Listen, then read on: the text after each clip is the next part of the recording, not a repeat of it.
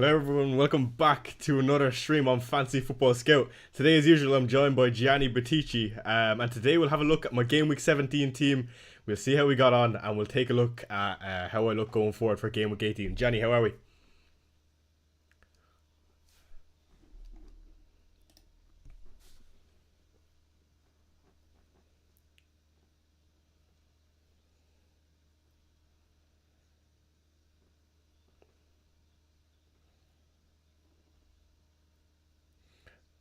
Yeah, 92 points and 20 points on the bench myself, so massive week for myself, and an interesting one because I actually haven't watched any games this weekend. It's the first weekend I haven't watched a singular game. So you'll have to fill me in on what I missed. I've had notifications on for all the games, of course, today and yesterday, but of course I did miss the Spurs game, so you're going to have to give me the nitty gritty. One thing I will note before we get into the Spurs game, Johnny, I'm going to assume you watched it. Last week we spoke about Mohamed Salah captain. Please tell me you captained him over Palmer.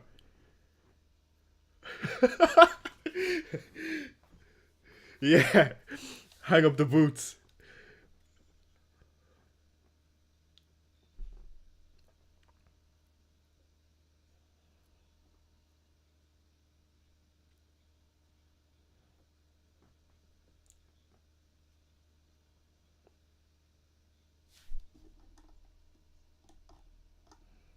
Oh, I don't think your audio is going through, Jenny. Is chat saying anything about that?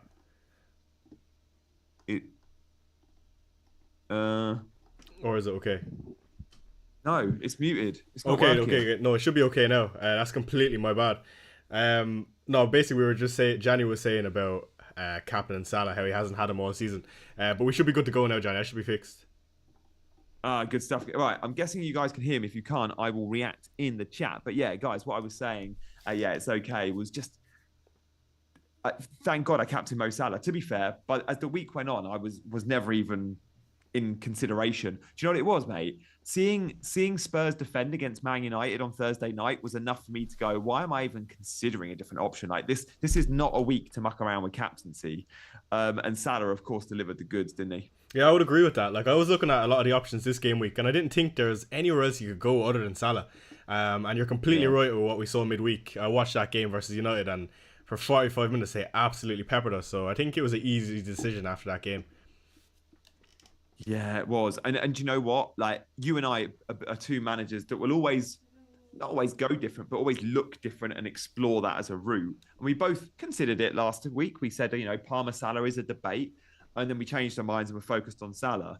But again, this week, I don't think this will be a week where we consider mucking around. Like, again, it's Leicester at home. Of course, you're going Mo Salah, right? Absolutely. So, okay, let's get on to my Game Week 17 team.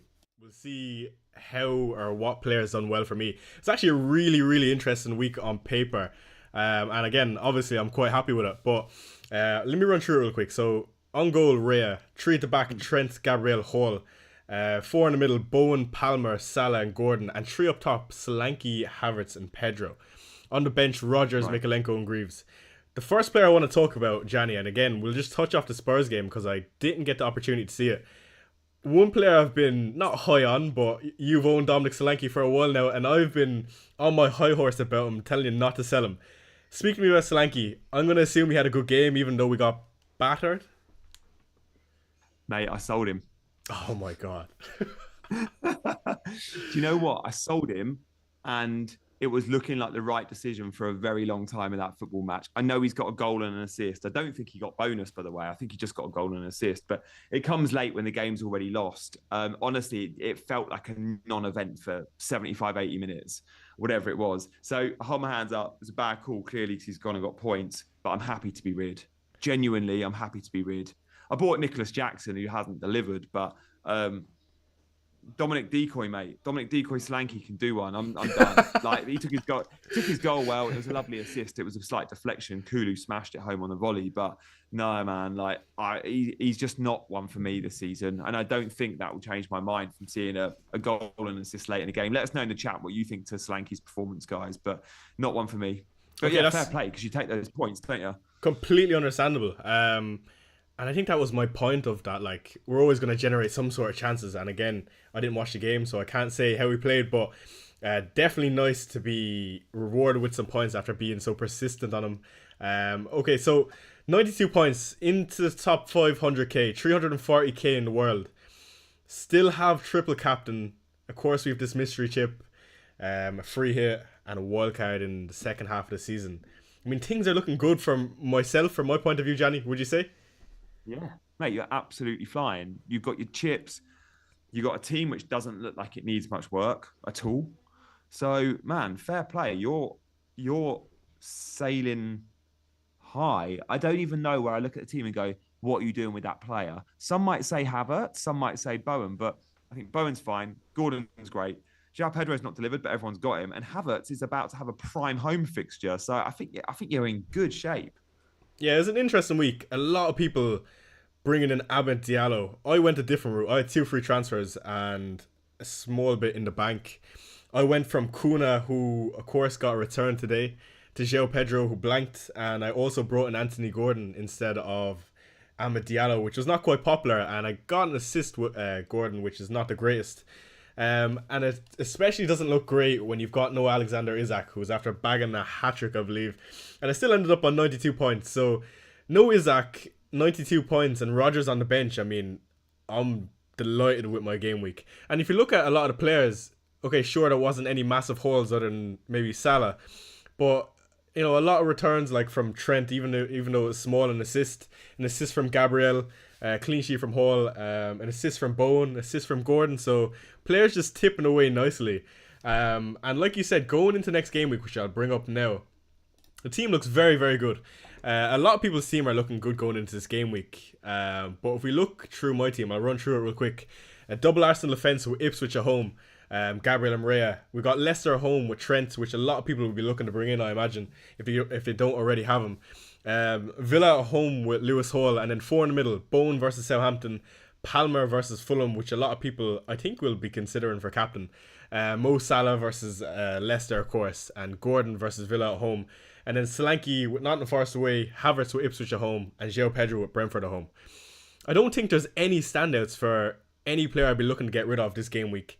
I think maybe the one position is that Lewis Hall spot. But then again, I'm not eager to bring in anyone in that position. Mate, he's been great. Like Lewis Hall, he snuck a bonus. Like it's actually 7 points. Your rank might be slightly better than you think than what was on screen, because we're recording this on Sunday evening and it's 12 minutes past 7. Literally 15 minutes ago, Lewis Hall was bumped from 6 to 7. Those late bonus points. I love music to my ears. Yeah. So I guess it's just yeah, I guess it's I look at Lewis Hall and just think he's a great long-term hold. I don't think he was necessarily a hard buy this week, because I think Robinson was the obvious, and I understand why. And look, Nottingham Forest defenders as well, by the way, like Milenkovic, brilliant in that price category. But Hall's been good. So yeah, man, you don't need a transfer. Is Bowen someone you're planning on keeping long-term? Yeah, the fixtures get really, really tough for Bowen. And I thought about this for quite a while.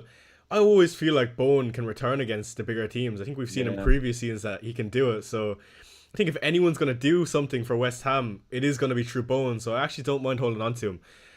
I don't think there are any obvious transfers in or transfers out even in my team. And it's interesting because Anthony Gordon and Pedro are not two players you would have necessarily looked to bring in last game, like I would have said. The pick of the bunch was Ahmed Diallo, and then the week before that was Enzo. So it's interesting to see. I'm picking players who I think will be more consistent over a season, whereas Ahmed Diallo and Enzo are definitely way more exciting, but I prefer maybe the surety of a Pedro who's on pens, and it comes in at a cheaper price point, and Gordon, who I think will be consistent over a long period of time. Yeah, okay, there we go. How many free transfers have you got out of interest? I've only got one. Only the one, yeah, okay. And your moves last week? Gordon and Pedro in for Kuna and Garnacho. Oh, yeah, okay. So that went all right, because you got returns from Gordon, but obviously Cunha got a 9-pointer. Did you hear? So Cunha, he got 3 bonus points because in the last minute of the game, he had a successful pass and his accuracy went up to 81%, which bumped him up in the bonus. How nuts is that? I bet you X is absolutely loving that. Yeah. It's gone viral, mate. It's gone FPL Twitter viral. Homegrown FPL in the chat says Decoy Dom is a legend and saved my season. I was on for a 30% drop at the start of the match and ended up with a green arrow with Salah captain. Fair play. We've also got Bill who's given us a super chat. He says he owns Saka, Salah, Palmer, Enzo, Johnson, Jackson, 2 free transfers. Saka to or minus 4, or just Saka and Isak for free. I think, Bill, when we're live, it's hard to digest all of that and fully without seeing a team. But I guess the big things for me are Saka, Chai, do you agree? For those that own him, now gives everyone a huge entry point to Isak that don't have Isak. Because if you don't have Isak, you probably don't have him because he's not been easy to get to. He's now going to be easy to get to because you're going to be downgrading a Saka. So who are your best Saka replacements? Then we'll come back to your team. But who do you like? Because Bruno, Ahmad, I mean, Bill's saying about Sarr, which will be no doubt Crystal Palace Sarr. Who do you like? Because is Foden an option? Is Jota an option?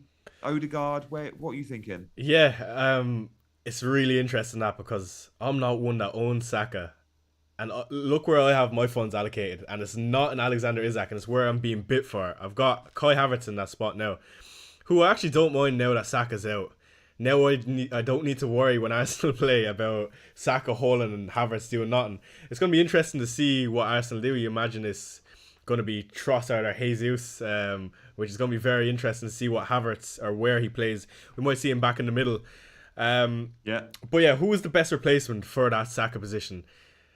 I would definitely say, you know who I'm going to say, and it is probably Bruno. It's so boring, but I just feel like you want someone over this period who's going to play every single game, and there's no man that's going to do it other than or unlike him. So I'll be more than happy to just go straight from a Saka to Bruno, take that 2 million, and assuming you have someone in that 6-7 million bracket, you can bump up to Isak if you don't already have him. Yep. No, I agree. I think the vast majority are going to be looking at Bruno, and I completely understand why. It's obvious, but I kind of think if I'm buying a Man United midfielder, yes, I might not need the money now, but at some point you're going to need the money. Is it not worth going Ahmad and saving 3 million? 3 million is a lot. And again, today, mate, Bruno was great, but so was Ahmad. Again, like I look at the XGI numbers on the Scout website, like Ahmad had around 0.9 XGI. I think Bruno around the same, but they're producing similar output, and it's 3 million. It's a ton. Yeah, you're definitely right, but I see Ahmed missing one of the next 3 games for sure. That's just me. Agree. Bruno again, it's lad. the surety of minutes for me. But yeah, no, 3 million. If you can allocate that somewhere else, like if it's a Pedro to an Isak, that move for Ahmed is probably justified. Yeah, okay.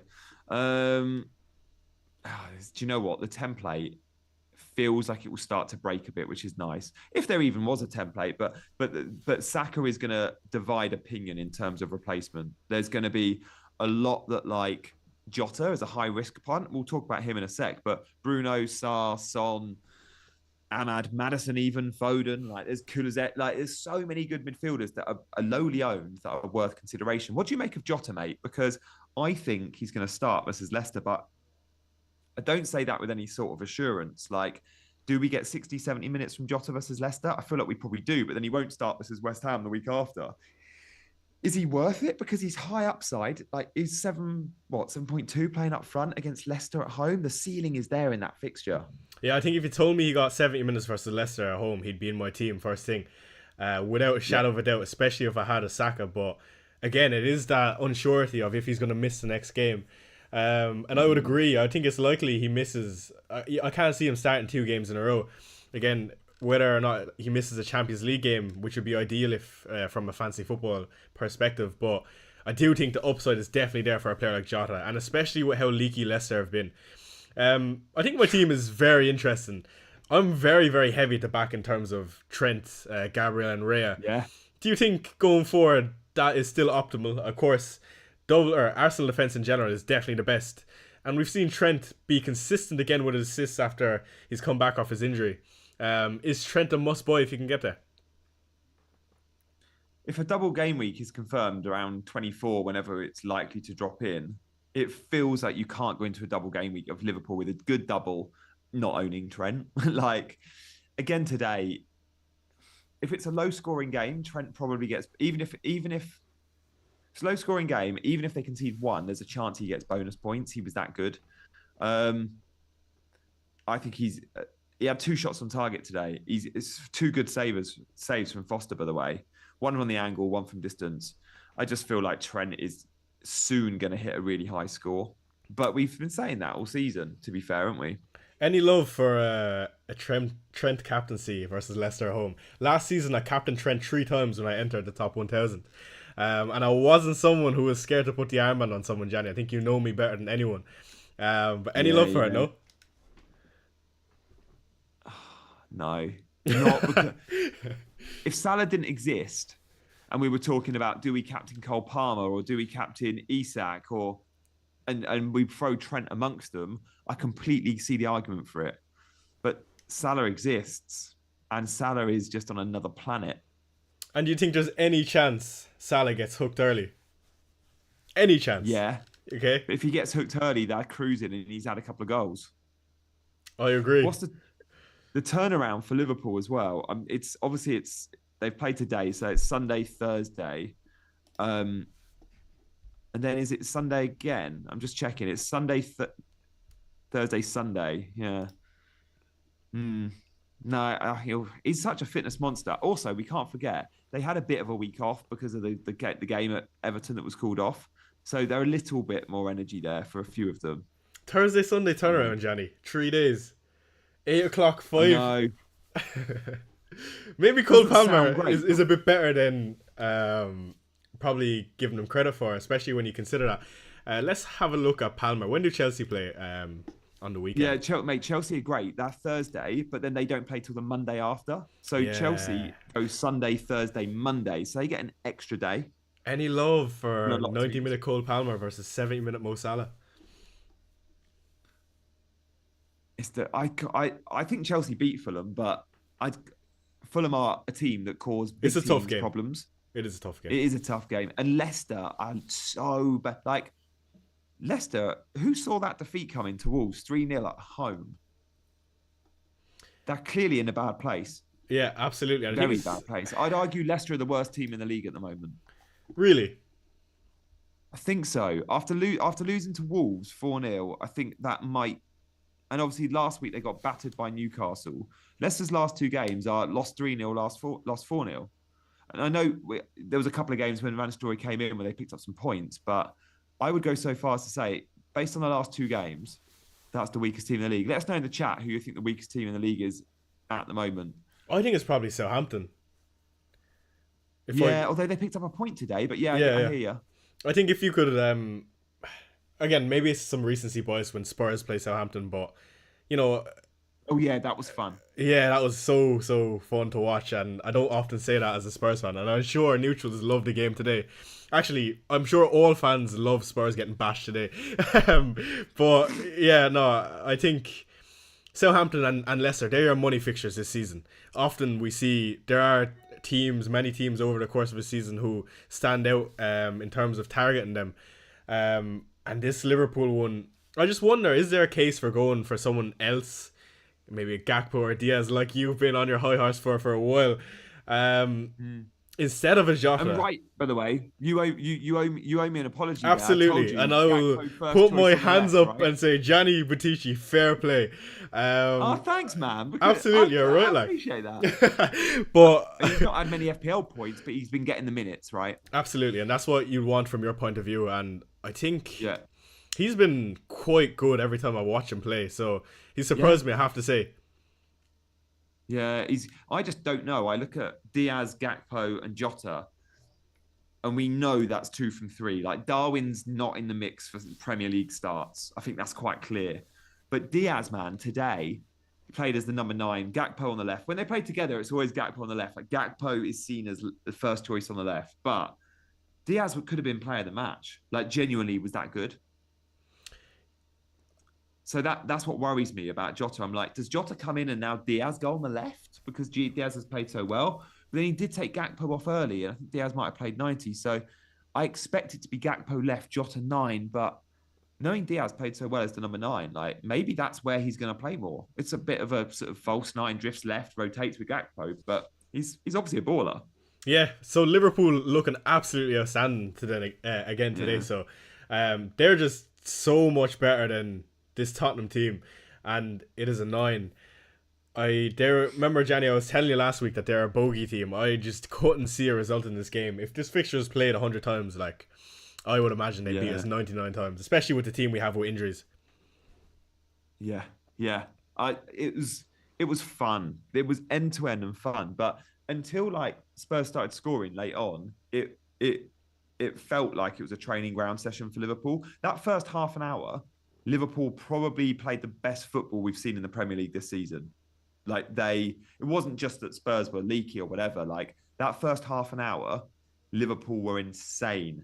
And I have to keep remembering that they're insane with Luis Diaz as the number 9. And I just keep thinking, hang on a minute, is Jota not there for a really risky punt? And I think he probably is. I do think he gets the Leicester game, but I'm not sure he gets the games after that.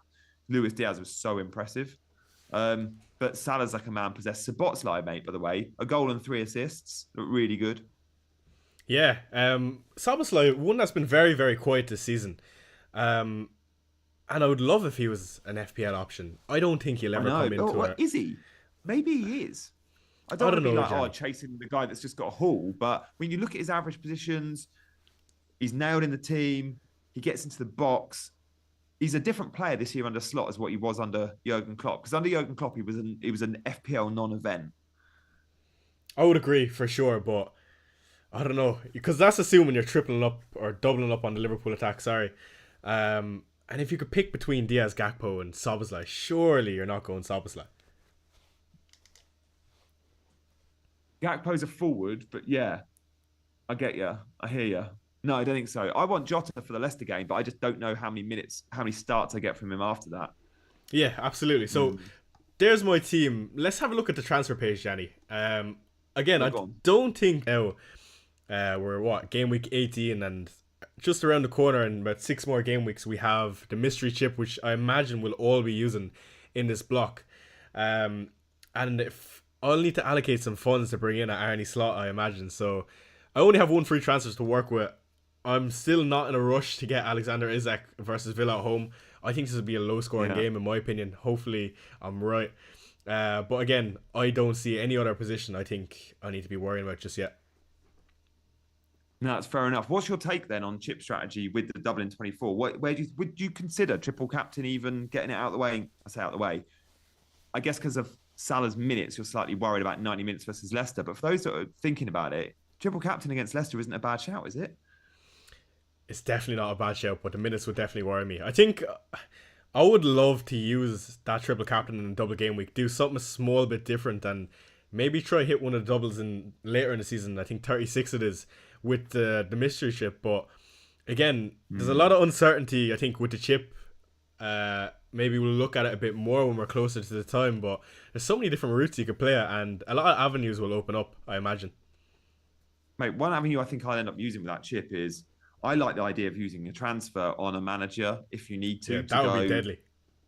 Like, I don't need to pick a manager that I'm setting for 3 game weeks. I'm very happy using transfers there because I just think the upside with that transfer is so big because of the 10 bonus that is arguably at times bigger than buying a mid-priced midfielder in terms of the upside.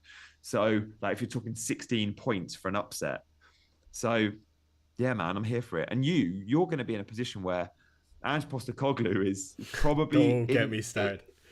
He's probably going to be an option for bonus a lot because he's not going to be in the top 5. And if he's 8th, 9th in the table, and you're looking at it going, yeah, I think we can beat, we can beat Forest because that, or Bournemouth, who are flying and 5 points places above you. I think I could see Gianni. That's exactly what I was thinking because. Mate, we always think like this. Yeah, like idiots, and it never works out for us. I think we need to learn. But yeah, no, that was in my mind. Our Spurs is going to be in a position where we're just struggling in terms of points, but we're a team who are going to score goals, and we have a nice little run of fixtures where we can bring in Postecoglou. So weird to say that, but it's definitely been on my mind, especially when you consider the amount of goals we score. Yeah. There we go. I'd love that. Mate, we didn't really touch on like your plans after Boxing Day because we're going to record another video after 2 game weeks. So we should probably just give a nod to where you think this team will be in 2 weeks, in 2 games time, like and the Boxing Day fixtures. Like, have you looked ahead at those Boxing Day fixtures and thought, oh, where Should am I like I as captain, or what should I transfer bring am in I like FPL going to team? make? Oh, go on then. Yeah, yeah. Okay, sweet. 2 seconds. I'm gonna have a look at my game week 90 team. 2 seconds, just bringing it up.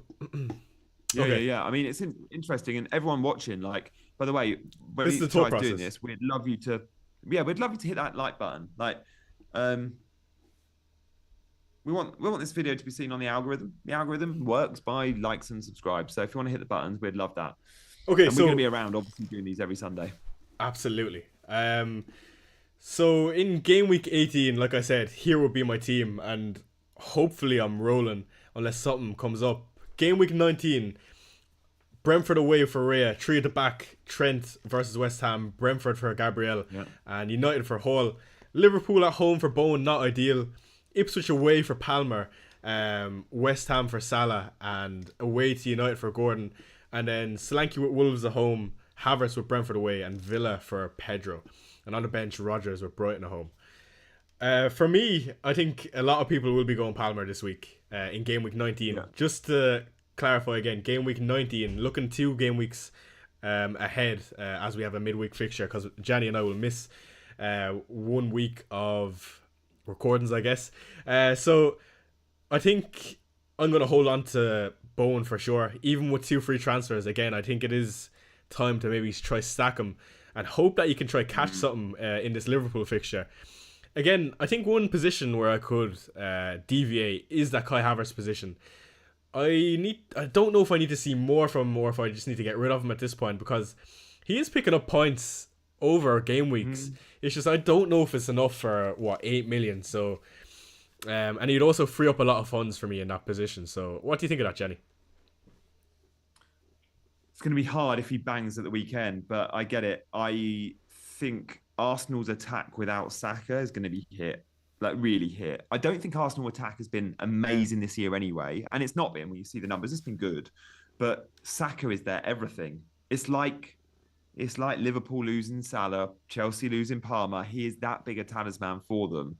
So I would be slightly concerned. I think you're right, and I do look at that week and remember Chelsea play today, then Thursday, Boxing Day, and then the game against Ipswich is on the Monday. So Palmer has an extra day's rest to a lot of players who play Sunday, Thursday, Sunday. So that Ipswich away game, I do think will be where a lot of people captain, even though Mo Salah goes to West Ham, and I've got fond memories of him scoring at the London Stadium when I captained him, but I think I'll probably go Palmer Ipswich as well. And that Havertz spot, man, I don't know where you go. Sorry, I diverted off your question, but can you convert Havertz to Isak? No. With 2 transfers, you can though. 2 transfers, absolutely I can, and I think. Where do you find the money though? Bowen's my only cash cow. I was just about to say, yeah, I think the only option there is Bowen, which does make sense. And there are some decent midfielders, I mean, for that price point. It's just more so looking forward. Okay, let me bring up the fixture ticker real quick. This is very important to look at, by the way. It's one thing I do look at consistently as the game weeks go on.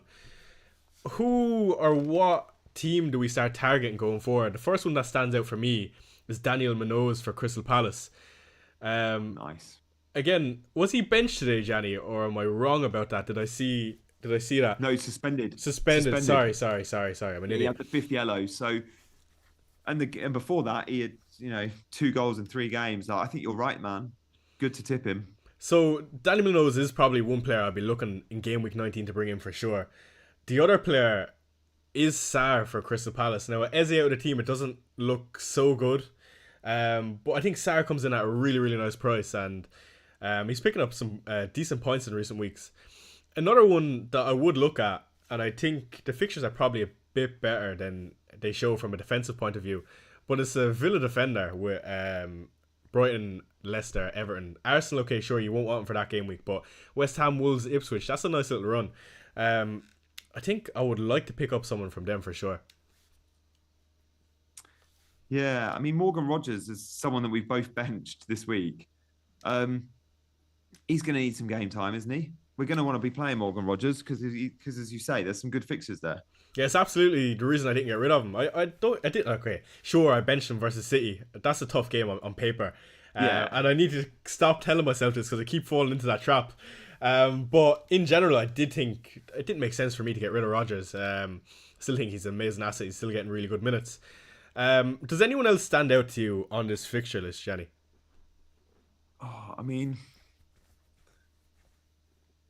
I like Chelsea's run for a double attacking double up. I think Cole Palmer maybe isn't enough. I do think, yeah, they've just scored no goals against Everton, but I think we're going to get goals. And then I can't help but look past Man City's I was just fixtures. about to say. I'm like, do they have to have Everton, Leicester, West Ham? That's a really good run. And then even that red fixtures, Brentford, Ipswich, like that is no one's got a better of 5 games than Foden and co. But am I willing to punt because they've been so bad? Like they got absolutely dominated by Villa, man. They were the whole game. Villa were better, and I didn't see that one coming. Yeah, I know every single week, Janet, we speak about City, and we're like, just I don't know about you, but I'm surprised every single week. Like it's almost Yeah, like I can't fathom it, to be honest, and I struggle to digest it just because how good they've been for so long, especially in my lifetime. They've only really been yeah. good since like I've proper gotten into it. So I don't know. I think there is a shout for Foden for sure. Um, for sure, for sure. Again, maybe it is a bit of a punt with De Bruyne being somewhere looming around, and I don't know how you feel about minutes for Foden. Are there any other City attackers that you consider, or even going back to a Josco Guardiola? I don't think I could go to a defender. I already own Rico Lewis anyway, and I just think they are at some point they're going to start scoring goals again. But I still think the defense might take longer. I think we're going to see goals before we see clean sheets consistently because I still feel like they're dangerous on any given day in attack, right? Even when they can't defend. But other attackers, there isn't one. Like there's too much rotation. I've no idea. Like Bernardo Silva starts every game, non-event. Gundogan the same. I don't think he's an event. So it's Foden or Haaland, and I don't know if I want either yet. Obviously, I'd love Haaland, but he's so expensive. You know, you can't reach him. Um, is Foden too risky? Maybe not. I don't know. I mean, De Bruyne didn't play yesterday, and Foden really stepped up. He was their best player, but best player for a dysfunctional team still isn't a great FPL asset, is it? What's quite funny, Johnny, is this time last year, I think was exactly the game week we might have brought in Phil Foden, and we started to get to know each Really, other a is bit it? more. In game week 21, I captained Bonded Phil over Foden. Yeah, I captained Phil Yeah, Foden, and I reached second in the world. So things are coming full easy. circle. Maybe it's a sign, Johnny, that we need to bring back in our boy Phil Foden. Don't tempt me because I'm genuinely tempted. Okay, so that's game week 19. Again, game week 19 is this team. Let's get back to game week 18. We'll have a look at captaincy, I want to say. I think for my own team, it is probably easily Mo Salah, even with 17 minutes. Something drastically would have to happen for me not to put the armband on Salah. And I think that will be the case after the 42 pointer we see in this game week. Yeah, yeah, yeah. Um, is anyone in the chat not captaining Mo Salah this game week? Come in, let us know. I'm really interested for an argument against Mo Salah, but I can't see one. Yeah, again, it's more so like the players other than Foden, or not Foden, Palmer, that you would captain other than Salah. Like there is no one in my team who stands out, and usually, like especially last season, I felt like there was more opportunities for me to throw the armband around. Maybe it's just how the fixtures have fallen this time around, but maybe it's Bowen versus Southampton away. Is that asking too much from him? Yeah, no, you can't. Is it ridiculous? It's just a West Ham player, isn't it? Like Yeah, Bowen's yeah, great, but he still plays for West Ham. Palmer, mate, did you see? So Palmer plays Fulham. Did you see Raul Jimenez was benched today? yeah. That I was an did. interesting one. It's very Didn't see interesting. that coming, if I'm honest. Yeah, but it's such a FPL thing of Real Jimenez being benched, Ahmed Blanken. Just all Yeah, like and then it's Raul just so Jimenez FPL. came on. He came on for 28 minutes, and quite a few had Rogers first sub, Jimenez in the 11, and of course, like Raul Jimenez is going to come on. But he comes on, and then he gets a yellow card. You'd be raging. Jenny, good. who is the best budget striker then? Are you falling out of favour with João Pedro? Are you getting fed up? A little bit, but I'm not looking to sell him. I'm not looking to sell him yet. And I think a lot are. I think a lot see João Pedro's points and just go, it's time to get rid. But I'm keeping him because he's still getting 90 minutes. The fixtures are still okay. Like, he scores in the bad games. So earlier this season, he scored against Man United, Arsenal, and Man City. Literally, he's only played 3 tough teams because he was out for so long, like really tough teams. The 3 tough teams he's played, he's got points in all of them. Like, he feels like someone that actually steps up in those games.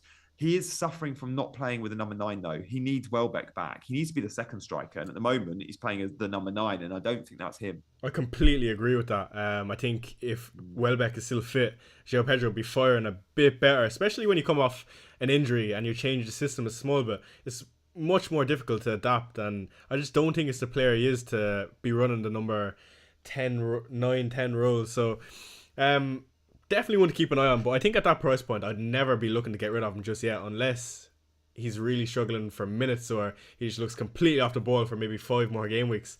And I think you need a player at that price point, whether it's Wood, João Pedro, Jimenez if he's playing, especially when you want the likes of an Isaac, and you still of course want a Palmer and a Salah in your team. Mate, I've just read Mo Salah has accumulated more XG against Spurs today than Haaland has in his last 6. He's going to beat the record. 303 points is the record that he's set. He's going to do it, isn't he? He's on 170 odd already. He's going to absolutely smash it, I think. And it is scary. I don't know how Liverpool are even better than we've seen them be. It's absolutely ridiculous. And he's after turning up another notch. And it's interesting to see all the contract talk about Salah. If he wins the title this season and he has his best season we've ever seen, I think he'll get a lot more respect in terms of, the Premier League debates of greatest winger of all time. True. He's very disrespected in that category, and I think if he does leave and doesn't sign a new contract, I think he's number 1 on the list. I feel the same. I don't quite understand why when we talk about like the best players in the league or in the world right now, Salah's never in the conversation. When you look at the numbers and you watch him consistently perform, he should be in the discussion all the time. Like, he's often not. He's never in FIFA World Team of the Year. He's never in the Ballon d'Or. He's often not in the Ballon d'Or shortlist. Like, he's the league's best player. Like, I don't know why, but he's criminally undervalued and underrespected. Absolutely. So on that note, we'll wrap it up there. For more FPL tips, just captain Salah every single game week and you'll do fine. Thank you for joining Gianni and I for another amazing stream. Again, like I said, it is a Thursday deadline, so we won't see you midweek, but we'll be there for game week 19 and the end of that on Sunday. And we will see you in the next.